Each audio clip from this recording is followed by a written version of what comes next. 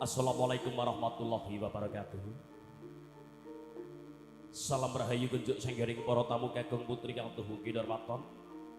Ingkang sampun kersa nyawiji muni dawuh tinimbalan saking keluarga ing Bapa Lasminiwah Ibu Darni.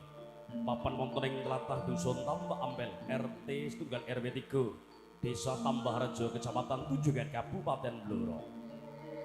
Semoga sedang kadheraken muji syukur ngarsaning Gusti Kang Agung kanthi ngunjukaken syukur alhamdulillah. Nyawiji wonten ing kalenggahan dalem kanthi suka bagya mulya, seger waras lahir batin, nderek mungkon mangayu bagya kajat kang binelar. Saking keluarga ing Bapa Lasminiwah Ibu Darni, nggih ndawaken putra kinasih Rara Ayu Erna Rusmiati inggih sampun jinatu krama dening Bagus Saipul Hidayatuddin. Putra kagum saking Bapa Sutaji dalang Ibu Sri Mulyanti. Mijelugi saking tlatah Dusun Tambak Ampel RT 3 RW 3, Desa Tambahrejo, Kecamatan Tunjungan, Kabupaten Blora. Sampun kalaksanan ijab kabul menawi dening upacara pahargyan.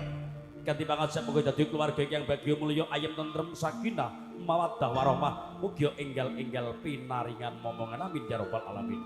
Matur suwun. Dalu menika ngajengaken anggenipun atur panglipur pamanggihan malih kali kula sak kanca. Pagyoban campur sari 6 ingkang pun pangarsani dening Den Bagus Popong. Sinenggiun kalian 66 audio rental kalipun dening Ruwet Entertainment Media Syuting. Kemarin sampai atur gue paruwur kunjuk berangkat desa wonten ing tlatah Desa Tambahrejo.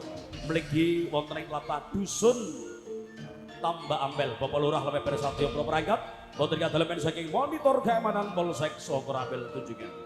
Sugeng dalu kunjuk sanggaring para tamu kang pareng sampun kersa nyawiji kanthi sakeca. Laras tebangan sinaringan 66 campur sari. Kanthi terpanglipur wonten langgam jineman ladrang ketawang tayuban jogean minggahipun wonten dangdutan.